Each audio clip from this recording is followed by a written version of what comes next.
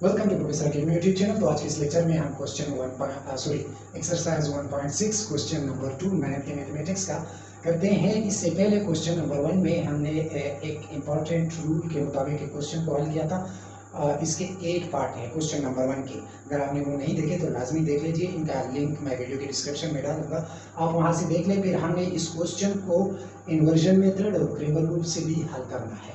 तो हमारे पास क्वेश्चन आता है, कहते हैं the length of a rectangle is 4 time it's width. एक कहते हैं कि एक रेक्टेंगल है हमारे पास। एक रेक्टेंगल क्या होता है? रेक्टेंगल वो होता है जिसका लंबाई चौड़ाई के इक्वल ना हो, यानी इसकी लेंथ और ब्रेड्थ एक दूसरे के साथ इक्वल ना हो। तो ये शेप जो है हमारे पास एक रेक्टेंगल है। अब कहते हैं कि एक रेक्टेंगल है, इसकी लंबाई, ये जो इसकी लंबाई है वो 4 गुना बड़ा है इसके इस ब्रेड्थ से, यानी चौड़ाई से। तो इस चौड़ाई से 4 गुना इसके लेंथ जो है वो बड़ा है। तो अब हमारे पास ना इसने लेंथ को यहाँ पे मेंशन किया है, ना ब्रेड्थ को मेंशन किया है, कुछ भी मेंशन नहीं किया है। ये आ गया नंबर 1। दूसरे कहते हैं कि the perimeter of rectangle is 150 centimetre. Parameter जो है इसका, तो ये 150 सेंटीमीटर है। अब लास्ट में क्या कहते हैं? Find the dimension of rectangle. Rectangle के डायमेंशन को फाइंड आउट कर दें, और जब आपके पास आ जाए फिर इन्वर्जन मेथड और क्रेमर रूल दोनों से इस क्वेश्चन को हल करें। ये क्वेश्चन आ जाएगा लीनियर इक्वेशन के फॉर्म में। फिर हमें आगे प्रोसेस पे इस पे करना है। तो सबसे पहले हमारे पास ना इसकी लेंथ है ना ब्रेड्थ है। हम लेंथ को किसकी इक्वल कर लेते हैं? x की, और ब्रेड्थ को हम y के इक्वल कर लेते हैं। अब हम जब क्वेश्चन को लेट कर लेते हैं, अब हम यहाँ पे कह लेते हैं कि लेंथ जो है हमारे पास, लेंथ जो है वो हमारे पास इक्वल है x के, और ब्रेड्थ जो है हमारे पास इक्वल है किस चीज के? y के। तो ये आ गया इसका लेंथ और ये आ गया इसका ब्रेड्थ। अब यहाँ पे एक हमें थोड़ा सा गौर करना है। ये क्या कह रहे हैं? ये कह रहे हैं कि इसका जो लेंथ है, ये लंबाई जो है वो 4 गुना बड़ा है किससे? चौड़ाई से, इससे। तो ये विड्थ की, ये 4 किसके साथ ज़रब कर रही है? ये 4 लेंथ के साथ ज़रब कर रही है। तो हम क्या कह सकते हैं? हम ये कह सकते हैं कि ये 4 ज़रबे x आ जाएगा। 4 किसके साथ ज़रब कर रही है? x के साथ ज़रब कर रही है। इक्वल हमारे पास क्या आ जाएगा? y आ जाएगा, क्योंकि ये इसके साथ ज़रब कर रही है जो इसकी लंबाई है 4 टाइम इट्स विड्थ, यानी विड्थ जो है वो क्या है? y है। तो अब हम इसको थोड़ा सिंप्लीफाई करने के लिए ये y जो है ये इक्वल के इस साइड पे ना, तो हमारे पास आ जाएगा 4x, यहाँ पे y जो है प्लस है। ओके, अगर हम इसको इक्वल के इस साइड पे ले तो यहाँ पे हमारे पास माइनस बन जाएगा। Okay, 4x minus y equal to 0। तो ये आ जाएगा हमारे पास, जब हमने प्रीवियस क्वेश्चन नंबर 1 में पढ़े थे लीनियर इक्वेशन के एक पहला जो फॉर्म था उसमें आ गया। Okay, 4x minus y equal to 0। अब दूसरे में क्या कहते हैं? The perimeter of rectangle is 150 centimetre. यहाँ पे हम लिख लेते हैं कि पैरामीटर जो है वो हमारे पास 150 सेंटीमीटर है। ओके, तो पैरामीटर मालूम करने के लिए हमारे पास एक फार्मूला है। वो फार्मूला क्या है? फार्मूला है कि 2 ज़रबे लेंथ प्लस ब्रेड्थ। ओके, ये हमारे पास फार्मूला है पैरामीटर निकालने के लिए। तो अब हमने क्या करना है? हमने इस फार्मूले को अप्लाई करना है। अब हम क्या कहते हैं कि पैरामीटर जो है वो किसके इक्वल है? वो 150 के इक्वल है। तो ये आ गया हमारे पास पैरामीटर। अब हमने पैरामीटर को मालूम करने के लिए क्या करना है? फार्मूला लगाना है। जो हमारे पास फार्मूला है वो हमारे पास 2 ज़रबे, यहाँ पे हमारे पास विड्थ क्या, लेंथ क्या है हमारे पास? लेंथ हमारे पास x है, विड्थ क्या है हमारे पास? वो y है। तो हम ये कह सकते हैं कि x प्लस y। ओके, अब हमारे पास क्या जाता है? 150 इक्वल टू, ये इनके साथ ज़रब करेगा, तो इन दोनों के साथ ज़रब करने से ये क्या बन जाएगा? 2x के साथ ज़रब कर जाएगा, तो ये 2x बन जाएगा, दरमियान में प्लस है, प्लस आ जाएगा, 2y, तो हमारे पास 2y आ जाएगा। ओके, अब हम ये कह सकते हैं, थोड़ा क्वेश्चन को इस तरफ ले आते हैं, 2x plus 2y equal to 150। Okay, तो ये आ गया इस क्वेश्चन का, यानी लीनियर इक्वेशन का दूसरा पार्ट। पहला पार्ट हमारे पास क्या है? ये हमारे पास पहला पार्ट है, और ये हमारे पास दूसरा पार्ट है। ओके, तो पहला पार्ट हम लिख लेते हैं 4x minus y equal to 0। दूसरा पार्ट हमारे पास क्या है? 2x plus 2y equal to 150।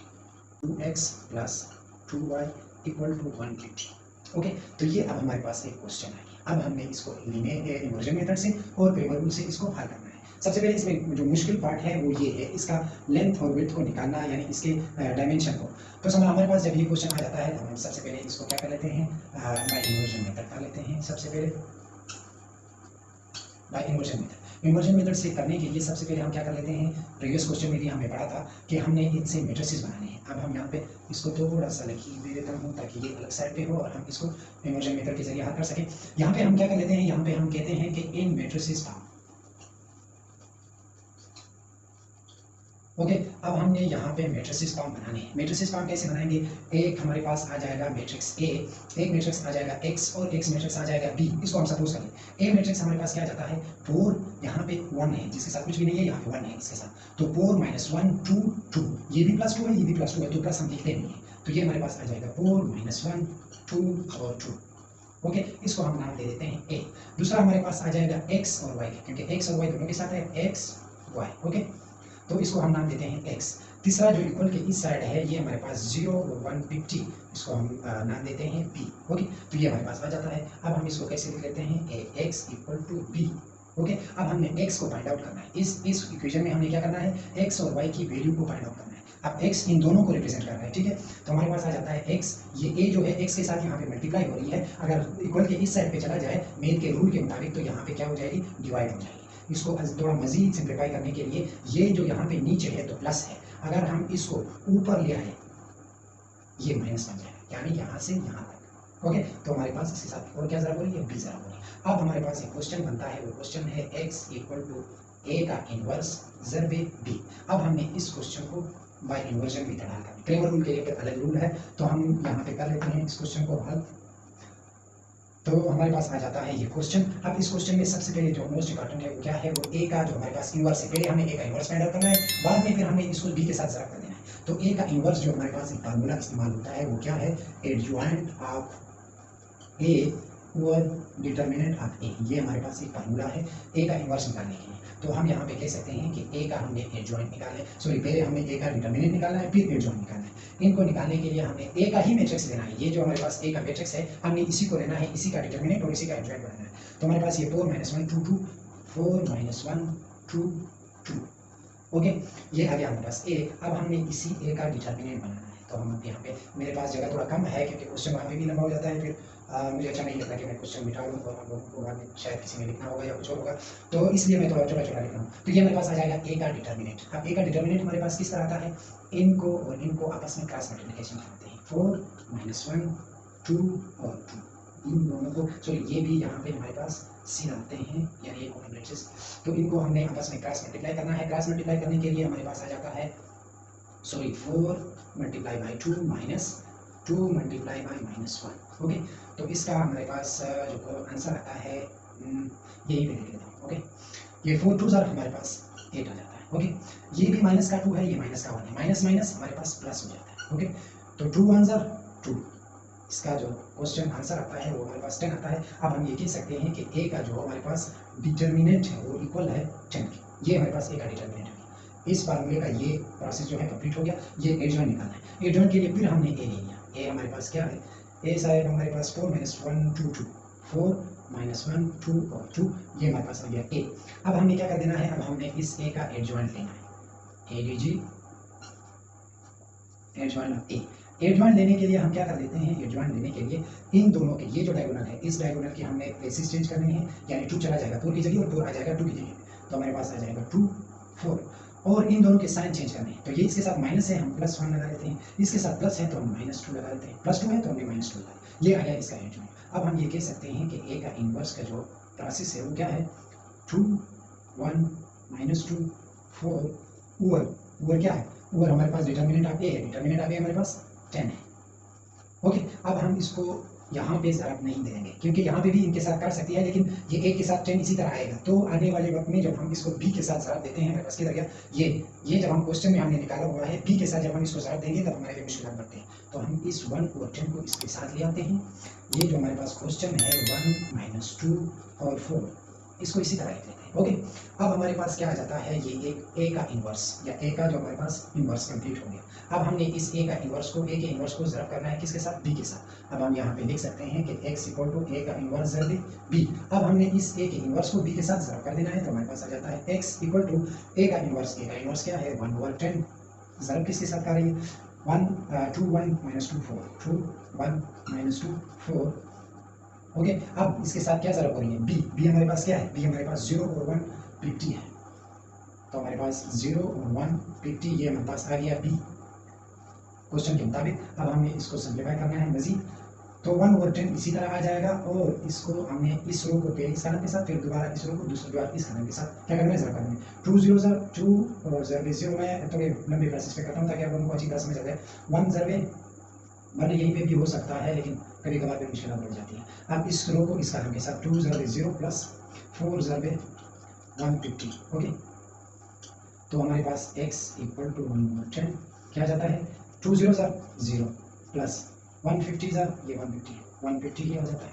Okay, minus 2 0 0 plus 4 150 के साथ हमें जरा करना है, 4 0 0 4 5 20 यानी 0 लग गया और 2 हासिल हो गया। 4 1 4 4 और 2 ये हमारे पास 6 बन गया। ओके, 4 1 4 और 2 ये हमारे पास 6 बन गया। तो अब हम क्या कर लेते हैं, x इक्वल ये हमारे पास ये 0 इनके साथ प्लस करो या ना करो कि कोई वैल्यू नहीं है, तो हमारे पास जस्ट ये 150 और 600 आ जाता है। अब हम क्या कहते हैं, 150/10 ये वाला 10 इनके साथ जब करना है, 600/10 सो ये तकसीम करना है या डिवाइड करना है। तो 10 इसको हम 5 के साथ कर सकते हैं, 5 2 10 और 5 3 15 ये 0 ऊपर चला जाए। ओके, तो 10 1 10 6 60 0 है, तो ये हमारे पास आ जाता है, अल्लाह भला करे ये 30 भी हो सकता है। 2 1 2 15 हमारे पास बैठा है। ओके, अब ये x किस चीज़ को रिप्रेजेंट कराता है, x और y दोनों को रिप्रेजेंट कराता है। तो अब हम ये कह सकते हैं कि x इक्वल है हमारे पास किस चीज़ की, 15 की, और y हमारे पास इक्वल है किस चीज़ की, ये हमारे पास 60 की। तो अब ये हमारे पास आ जाता है इन्वर्जन मेथड से हल करने का जो आंसर है वो ये है। अब हम इसको क्रेमर रूल से हल कर लेते हैं, अगर हमें लिखना है तो इसी साफ वजह लिख सकते हो। तो अब हमने इस क्वेश्चन को क्रेमर रूल के जरिए हल करना है। क्रेमर रूल के लिए हमारे पास दो फार्मूले इस्तेमाल होते हैं, x equal to A X का डिटर्मिनेंट और a का determinant, y equal to A Y का डिटर्मिनेंट और a का डिटर्मिनेंट। इन दो फार्मूले के मुताबिक हमने इस क्वेश्चन को हल करना है और x और y की वैल्यू को फाइंड आउट करना है। तो हमारे पास सबसे पहले हम क्वेश्चन को लेट कर लेते हैं। लेट करने के बाद हम यहाँ पे कह लेते हैं कि बाय क्रेमर रूल हम इस क्वेश्चन को हल करने हैं।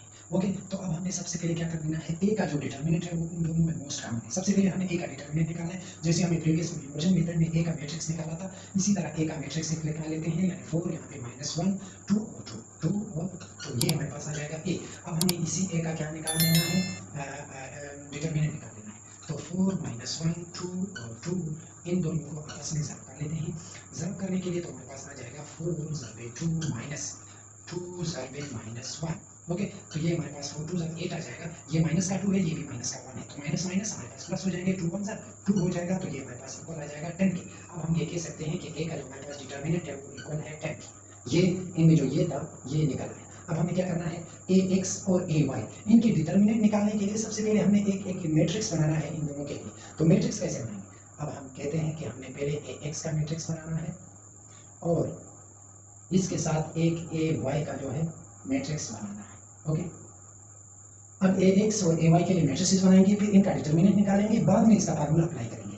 अब सबसे पहले ax के लिए हमने जो प्रीवियस क्वेश्चन में भी क्वेश्चन नंबर में हमने यही किया था। तो सबसे पहले हम क्या उठा लेते हैं, इस मैट्रिक्स के पहले कॉलम में हमने क्या उठाना है, a इक्वल के ये इस साइड वाले जो कंपोनेंट है हमने ये उठाने हैं 0 और 150। ओके, अब दूसरे कॉलम में हमें क्या उठाना है, x के साथ जो कंपोनेंट है वो नहीं, जो y के साथ है वो वाले उठाने हैं। तो y के साथ -1 है और 2 है, -1 और 2 ये आ गया। अब इसका जो कॉलम है वो कंप्लीट हो गया मैट्रिक्स। अब हमने क्या करना है, ay के लिए हमने पहले ये नहीं उठाने, पहले सबसे पहले हमें x वाले उठाने हैं, बाद में फिर ये जो इक्वल के इस साइड वाले कंपोनेंट्स है वो उठाने हैं, यानी पहले मैट्रिक्स यानी पहले कॉलम और दूसरे कॉलम।